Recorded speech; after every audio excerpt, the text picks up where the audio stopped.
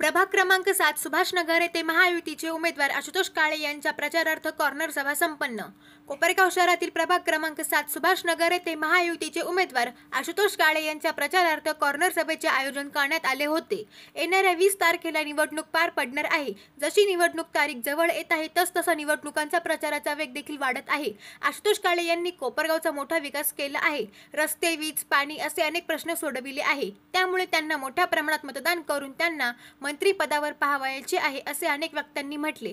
यावेळी या भागातील नागरिक मोठ्या संख्येने उपस्थित होते। असं मतदान आपण सर्वांनी करायचं आहे। आतापर्यंत मागील 5 वर्षांमध्ये कोपरगाव मध्ये असं सुभाषनगर भागामध्ये गटारी असू किंवा पाण्याचा प्रश्न असू, आज सुभाषनगर भागामधल्या गटारी अशा होत्या का त्या ठिकाणी आषाढ्या असायच्या, पाण्यामध्ये आळ्या असायच्या, तरी आमच्या भागातील पब्लिक ही ते पाणी गाळून स्वच्छ करून ते पाणी प्यायचे।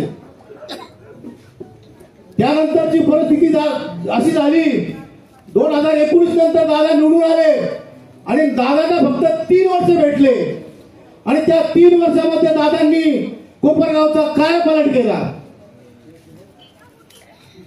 आणि आपल्याला इथून पुढचा अजून विकास करायचा आहे कोपरगावचा, तरी दादांना या ठिकाणी परत भरघोस मतदान करून आमदार करायचा, नुसता आमदारच करायचं आणि दादांना मंत्री करायचं आहे। या ठिकाणी वेळ नाहीये, बोलण्यासारखं फार आहे। मी थोडक्यामध्ये त्या ठिकाणी माझे विचार या ठिकाणी मांडतो। कोपरगावमध्ये तरुण वर्ग आहे, त्या तरुण वर्गाच्या हाताला काम राहावं म्हणून दादांनी सोनेवाडी या ठिकाणी MIDC मंजूर केले आहे। त्या ठिकाणी आपल्या कोपरगाव शेतकी फार्म असेल, त्या ठिकाणची फुलाच्या बाजूची जी जागा आहे ती सुद्धा MIDC ला दादांनी मंजूर करून आणलेली आहे। तरुणांच्या हाताला काम राहावं आणि आमचा तरुण हा बाहेर गावी न जाता कोपरगावमध्ये असावा, हे दादाचं विजन आहे।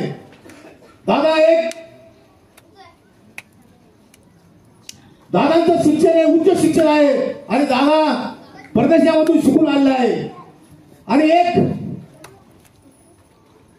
उमेदवार आपल्या दादांबरोबर आहे तर तो त्यांनी दादाकडून कॉन्ट्रॅक्ट घेऊन आणि तोच त्या ठिकाणी उभा आहे। तर बंधूंनो, या ठिकाणी आपण विचार करायचा आहे का आपल्या कोपरगावचा विकास कोण करणार आहे आणि आपण कोणाला मतदान करायचं आहे, तरी आपण घड्याळीला मतदान करायचं आहे। एकच प्रश्न मांडतो आणि मी थांबतो। कोपरगावामध्ये डॉक्टर बाबासाहेब आंबेडकरचे स्मारक आहे, त्या स्मारकासाठी आमचा जो ग्रुप आहे दादांची आम्ही चर्चा केली आणि त्या स्मारकाचं सुशोभीकरण व्हावं। हे स्मारक एक कोपरगाव तालुक्यात नगर जिल्ह्यामध्ये या स्मारकाची ओळख व्हावी म्हणून आम्ही दादांकडे जो प्रस्ताव मांडला, दादांनी कुठलेही आळेवेळे न घेता त्या प्रस्तावाला आम्हाला होकार दिला आणि दादांनी 1 कोटी रुपये त्या स्मारकासाठी मंजूर करून आणलेले आहे। तर मी खरोखर आपल्याला कळकळीची विनंती करतो का असा नेता आपल्याला लाभलेला आहे, असा नेता आपल्याला लाभलेला आहे आणि त्या माणसाला आपण विधानसभेमध्ये पाठवायचं आहे। कारण की त्यांनी प्रत्येक कोपरगाव तालुक्यामध्ये कोपरगाव तालुक्याचा अभ्यास करून आणि त्यांनी जास्तीत जास्त निधी कोपरगाव तालुक्यामध्ये आणण्याचा प्रयत्न केला आहे। रस्ते असो, गटारी असो, पाणी असो, सगळ्याच पद्धतीने दादांनी काम केलं, असा कुठलाच प्रश्न असा राहिला नाही। कोरोना काळामध्ये दादांनी 3 महिन्याचा पगार दादांनी कोरोना काळामध्ये महिलांना दिलेला आहे।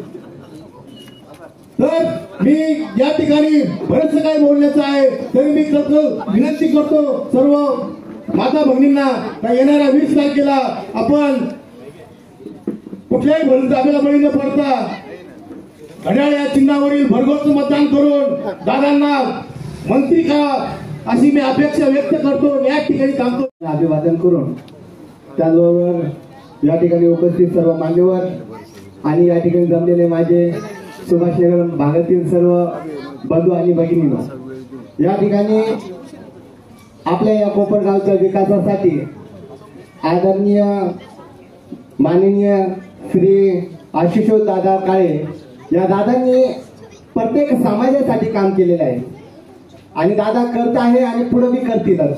आणि असं हे जी व्यक्ती आपल्याला मिळाली आहे आपल्या समोर आहे दादा, आणि ह्या दादांना बघण्यासाठी भेटण्यासाठी खरोखर आपल्याला खूप मोठं भाग्य लागतं का असं व्यक्ती आपल्याला भेटलेला आहे. याला तकदीर लागतं आणि असे तकदीरवान आपण आहोत की आपल्याला असे दादा असे आमदार आपल्याला भेटलेले आहे. म्हणून दादाबद्दल एक शेर म्हणतो कि दूध में पकाए चावल तो उसे खीर कहते हैं, दूध में पकाए चावल तो उसे खीर कहते हैं, आशुतोष दादा जैसे आमदार मिले उसे तकदीर कहते हैं. खरोखर आपलं खूप मोठं तकदीर आहे का आपला कोपरगावचा विकास या ठिकाणी. आता मी थोड्या वेळपूर्वीच विजू भाऊच्या तोंडाने ऐकलं का दादांना 3 वर्षे भेटले आणि 3 वर्षात हा माणूस एवढं काया फलट करतो. या माणसानं जर 5 वर्ष अजून दिलं तर काय करू शकतो. एकट्या दादासाठी जोरदार टाळ्या झाले पाहिजे. आणि असा आमदार आपला महाराष्ट्रात दादाचं नाव गाजलेलं आहे. खरोखर अशा दादांना माझा सलाम आहे.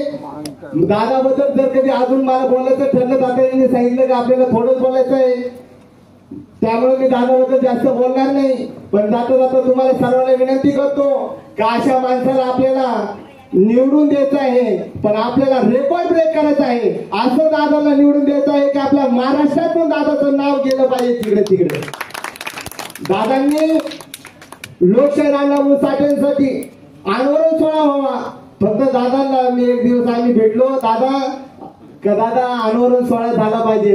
दादा म्हणे ठीक आहे आपण तो आंदोलन सोहळा करू. आणि दादांनी तो 7 तारीख डिक्लेअर केली, पण काही कारणास्तव तो कार्यक्रम झाला नाही. पण दादा आमची तुम्हाला विनंती राहील, दादा तुम्ही पुन्हा आमदार होणार आहे, पण तुम्ही आमदार झाल्याच्या नंतर आमच्या अण्णाभाऊ साठ्यांचा आंदोलन सोहळा अशा थाटामाटा झाला पाहिजे की अख्खा कोपरगाव नाही अख्खा महाराष्ट्रात तो गाजावाजा झाला पाहिजे असं मी विनंती करतो.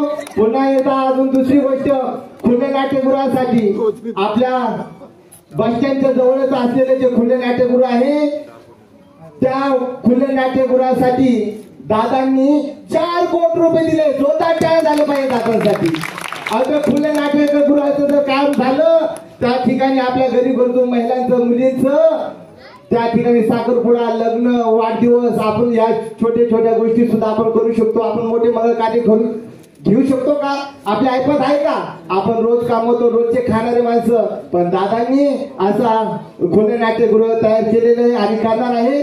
म्हणून मी अशा दादांसाठी जाता जाता एवढंच बोलतो की बागों में फूल बहुत है दादा, बागों में फूल बहुत है लेकिन गुलाब जैसा कोई नहीं, बागों में फूल बहुत है लेकिन गुलाब जैसा कोई नहीं. अरे दुनिया में तो आमदार बहुत है लेकिन आशुतोष दादा जैसा कोई नहीं. धन्यवाद दादा. समजून घ्या आपल्याला येत्या 20 तारखेला सब समज केलं भाई, येत्या 20 तारखेला आपल्या कोपरगाव तालुक्याचे जे आमदार आहे हे निवडून येणारच आहे. मात्र तुम्हाला एक विनंती आहे का कोपरगाव तालुक्यातून महाराष्ट्राचं नाव आशुतोष दादांच्या माध्यमातून इतका वर जायला पाहिजे की सर्वात जास्त लीडने येणारा आमदार आशुतोष दादा काळे आहे हे तुम्हाला आम्हाला दाखवून द्यायचं आहे. म्हणून येत्या 20 तारखेला गाड्या या चिन्हावर त्यांचा 1 नंबर अनुक्रमण आहे, त्याच्यावर 1 नंबरवर मतदान करा. सगळ्यात जास्त मताने हे तुमच्या आमच्या इज्जतीचा प्रश्न आहे. ये येडे येतील काहीतरी उलट सुलट बोलतील और हमारे मुस्लिम भाइयों को बोल रहा कोई लोग आएंगे कुछ जातिवाद का या अमुक धमुक बोलेंगे, उनके नाम में मत लगो. अपने को सिर्फ कोपरगांव तालुके का देखने का, हमको बहुत हाई लेवल का राजकारण नहीं करने का है.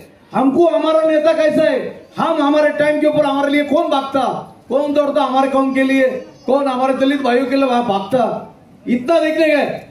आते हैं 20 तारीख को इतना भयानक मतदान करने का कि सामने वाले का डिपॉजिट जब्त होने मांगता. आते इलेक्शन में दादा को इतने मत गिरने मांगता कि दादा की भी कॉलर टाइट हो और हमारे तालुके के भी कॉलर टाइट हो. महाराष्ट्र में से 1 नंबर लीड से दादा को निवड केला. इतना बोलता और रुक जाता. धन्यवाद. आपल्या सर्वांना आपल्या मतदारसंघाचा लोकप्रतिनिधी निवडण्यासाठी मतदान करायला जायचं. आपला लोकप्रतिनिधी महाराष्ट्राच्या विधानसभेमध्ये पाठवण्यासाठी आपल्याला मतदान करायचं. या निमित्ताने आपल्या सर्वांना एवढी विनंती करेल की 20 तारखेला आपण सर्वांनी मला 1 नंबरचं घड्याळाचं चिन्हाचं बटन दाबून भरघोस मताधिक्य पुन्हा एकदा मला आपण द्या, अशा प्रकारची विनंती या निमित्ताने करतो. तर 2019ला आपण सर्वांनी भरभरून मला मतदान केलं, मताधिक्य दिलं आणि जे काही वचन आपल्याला त्या निवडणुकीमध्ये दिले होते ते जवळजवळ 90% पूर्ण झाले. पाण्याच्या प्रश्नाबद्दल सगळ्यांनीच उल्लेख केला. आज 3 दिवसाआड पाणी आहे.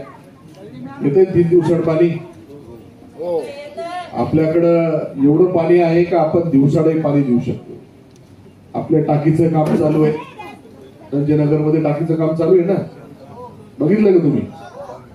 त्या टाकीचं काम पूर्ण करून जे काही कनेक्शन शिफ्टिंगचे काम आपल्याला करायचे ते पूर्ण करून आपल्याला दिवसाडे पाणी आपल्या शहरामध्ये घ्यायचंय. ज्या पद्धतीने 5 नंबर तलाव पूर्ण केला तशाच पद्धतीने 1 ते 4 तलाव पूर्ण करून आपल्याला रोज पाणी घेण्यासाठी त्या ठिकाणी माझे प्रयत्न चालू आहे. आणि दिलेला शब्द आपण पूर्ण केलेला आहे किंवा पूर्ण करण्यासाठी त्याची वाटचाल चालू आहे. अशाच पद्धतीने आपले प्रमुख रस्ते असतील, आपल्या गल्ली बोळातील रस्ते असतील, याच्यासाठी पण आपण भरभरून निधी आणलेला आहे. झालेले रस्ते आपल्या सर्वांच्या समोर आहे. 5 वर्षापूर्वीची रस्त्याची परिस्थिती आठवा, बाकीचं जाऊन द्या. आपला धारणगाव रोड आठवा. धारणगाव रोड डॉक्टर बाबासाहेब आंबेडकर स्मारकापासून छत्रपती संभाजी महाराजांच्या स्मारकापर्यंत जाण्यासाठी कमीत कमी 15 मिनिटं लागायची. एवढे खड्डे मागच्या काळामध्ये त्याच्यावर होते. आणि आज जर बघितलं तर 5 मिनिटांमध्ये आपण इकडनं तिकडे जाऊ शकतो. आणि तीच परिस्थिती आपल्या गल्ली बोळातल्या रस्त्यांसाठी आहे. आपण एवढा निधी मंजूर करून ठेवलेला आहे की आपल्या सर्व गल्ली बोळातले रस्ते देखील आणि गटारी असतील या देखील पूर्ण होणार आहे. आणि म्हणून या सर्व मूलभूत गोष्टींबरोबर बाकीच्या गोष्टींसाठी आपण भरपूर काम करण्याचा प्रयत्न केला. शासकीय इमारती अनेक आहे, पण त्याच्यातली महत्वाची जर इमारत कुठली असेल तरी आपल्यासाठी 100 बेडचं उपजिल्हा रुग्णालय आपण मंजूर करून आणले. आताच्या घडीला ग्रामीण रुग्णालयामध्ये 30 बेड आहेत. त्याच्या मागच्या बाजूला आपण 100 बेडचं उपजिल्हा रुग्णालय मंजूर करून आणलेलं. आणि त्या रुग्णालयामध्ये आपल्या गरीब कुटुंबातील नागरिक त्यांचे नाममात्र दरामध्ये किंवा मोफत उपचार शासनाने ठरवून दिलेल्यानुसार त्या ठिकाणी घेऊ शकणार आहे. आणि म्हणून तो एक मोठा विषय आपल्यासाठी महत्वाचा आहे. तसेच आपल्या शहरामध्ये आपण अनेक ठिकाणी व्यापारी संकुल मंजूर करून आणलेले. आता बस डेपोचं व्यापारी संकुलाचं काम चालू आहे. आपण बघितलं असेल, आपल्याला लागूनच आहे. समोरच दिसत ते वरती जायला. हे काय समोर दिसतंय ना, ते व्यापारी संकुलाचं काम चालू आहे. नगरपालिकेसमोर 2 मोकळ्या जागा आहे, तिथे 2 व्यापारी संकुल मंजूर आहे. त्याचंही काम आता आचारसंहिता संपली का चालू होणार आहे. बाजार तळाकडे जात असताना तिथे आपल्याला व्यापारी संकुल मंजूर करून घेतलेले, त्याचंही काम चालू होणार आहे. आणि अजून 2-3 ठिकाणी आहे जिथे आपल्याला व्यापारी संकुल मंजूर करून आपल्या गावातील तरुणांना, आपल्या गावातील माता भगिनींना त्या ठिकाणी कुठल्या कुठला व्यवसाय करता येईल अशा पद्धतीचं नियोजन आपण त्या ठिकाणी करणार. एवढ्यावर न थांबता आपल्याकडे अनेक तरुण आहेत, माता भगिनी आहेत ज्यांना रोजगाराच्या संधी उपलब्ध झाल्या पाहिजे. आणि म्हणून आपण MIDC मंजूर करून आणली. या MIDC मध्ये 5 ते 6 हजार लोकांना रोजगार मिळेल अशा पद्धतीने आपण तिथे व्यवसाय आणण्यासाठी प्रयत्न करतोय. आताच्या घडीला तिथे एका कारखान्याचं काम चालू झालेलं आहे. त्याच्यामधून आज या अशा हजारो लोकांना नोकरी मिळणार आहे. दुसरी MIDC आपल्याला कोपरगाव शहरामध्ये मंजूर करायची. स्टेशन रोडच्या लगत असलेली शासनाची 450 एकर जमीन MIDC ला वर्ग करून तिथे आपल्याला नवीन उद्योग आणायचे, नवीन रोजगाराच्या संधी उपलब्ध करून द्यायच्या आहे. आणि म्हणून हे सर्व काम या पुढच्या 5 वर्षामध्ये मला करायचं. आणि म्हणून माझी विनंती आपल्या सर्वांना का आपण ज्या पद्धतीने मोठ्या विश्वासाने मला मागच्या 5 वर्षाला संधी उपलब्ध करून दिली आणि हे सर्व कामं करू शकलो. अडचणी भरपूर आल्या. आपण पाहिलं, कोविडची महामारी होती. 2 वर्ष कोविडची महामारी होती, अनेक लोकांना घरी बसावं लागलं, अनेक उद्योगधंदे बंद पडले किंवा उद्योगधंदे थांबले. आणि तीच परिस्थिती शासनाच्या बाबतीमध्ये देखील झाली. शासनाचं उत्पन्न त्या ठिकाणी घटलं, परंतु अशाही अडचणीमध्ये आपण कामं मंजूर करून आणले आणि ते कामं आता पूर्णत्वाकडे जात आहे. कोविडची महामारी तर आता पुढे नाहीये, नंतर आपल्याला सगळ्या गोष्टी अनुकूल पुढच्या काळामध्ये असणार आहे. त्याच्यामुळे याच्यापेक्षाही जास्त काम आपल्याला या ठिकाणी करायचं. आणि म्हणून आपल्या सर्वांना माझी विनंती, आपण सर्वजण तर मतदान देणारच आहे, कारण इथे मोठ्या संख्येने माझ्या सर्व लाडक्या बहिणी बसलेल्या. लाडक्या बहिणी आहे का? आले का काही? पुढे आपल्याला चालू ठेवायचे ना. 1 नंबरचं बटन, घड्याळ चिन्ह हे लक्षात आपण ठेवायचंय. लाडक्या बहिणींना आपण भरभरून देण्याचं काम केलं. तसेच इतरही व्यक्तिगत लाभाच्या योजना आपण अनेक निराधार लोकांसाठी ज्या शासनाच्या आहेत त्यांचा लाभ पोहोचवण्यासाठी आपण मोठ्या प्रमाणामध्ये प्रयत्न केला. आणि म्हणून त्यांचे डोल असतील हे चालू राहिले किंवा नव्याने चालू झाले. आणि म्हणून आपल्या सर्वांना माझी विनंती, आपण सर्वजण तर मोठ्या संख्येने उपस्थित आहात, आपण तर मतदान करणारच आहे. तो मताधिक्य एवढं असलं पाहिजे का माझा आवाज शासन दरबारी त्या ठिकाणी वाढला पाहिजे. करणार आहे का एवढं मताधिक्य? येणार आहे का एवढं मतदान? काय आवाजच येत नाही. अरे येऊन येणार कोण? आपण सर्वांनी त्या पद्धतीने कामाला लागा. निकालाची चिंता नाही मला, निकाल तुम्ही दिलेला आहे, आपल्याला मताधिक्य घ्यायचे हे आपण त्या ठिकाणी लक्षात घ्या. आणि म्हणून आपल्या सर्वांना विनंती, आपण प्रत्येकाने आपल्या नातेवाईकांना, आपल्या मित्रांना किंवा आपल्या ओळखीच्या लोकांना जे कोणी असतील त्यापैकी रोज 5 लोकांना फक्त फोन करा. फार अवघड गोष्ट आहे का? आपण प्रत्येकाने 5 लोकांना फोन करा. पुढचे 7-8 दिवसच राहिलेले.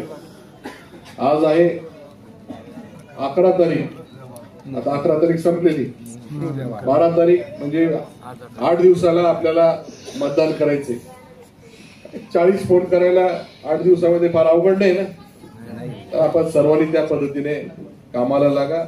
सर्वांना म्हणजे जिथे कुठे आपले नातेवाईक असतील, शहरामध्ये असतील, ग्रामीण मध्ये असतील, त्यांना माझ्या वतीने विनंती करा. तर आपल्याला दिलेला शब्द मी जसा मागच्या काळामध्ये पूर्ण केलेला आहे, आता जे काही शब्द आपल्याला देतोय हे पुढच्या काळामध्ये मला ते पूर्ण करायचे, म्हणून ही काम करण्याची संधी आपल्याकडे मागतोय. आपण सर्वजण देणार आहे त्याबद्दल आपली खात्री आहे. परंतु मताधिक्य चांगल्या पद्धतीचं मिळावं यासाठी आपण सर्वांनी प्रयत्न करावे. आपण सर्वजण या सभेसाठी उपस्थित झाले आणि बराच काळ आता 10 वाजत आले, आपल्या सभेची वेळही संपत आलेली, पण एवढ्या वेळ आपण थांबून राहिले त्याबद्दल आपले सर्वांचे मनापासून आभार मानतो. आणि माझे आपल्या गावामध्ये 2 दुःखद घटना घडल्या होत्या आणि म्हणून तिथं अंत्यविधी असल्या कारणाने थोडासा विलंब आम्हाला यायला झाला. त्याबद्दल आपल्या सर्वांची दिलगिरी व्यक्त करतो. आपण सर्वजण थांबले त्याबद्दल खूप आभार मानतो आणि माझी 2 शब्द थांबवतो. धन्यवाद. जसे भावी मंत्री आमदार आशुतोष दादा काळे उपस्थित राहिल्याबद्दल त्यांचे आभार मानतो. या कर्नल सभेच्या प्रसंगी सन्माननीय नगरसेवक व आपले भावी नगरसेवक, राष्ट्रवादी काँग्रेसचे पदाधिकारी आणि उपस्थित माता भगिनींचा आभार मानतो आणि सभा संपली असे जाहीर करतो.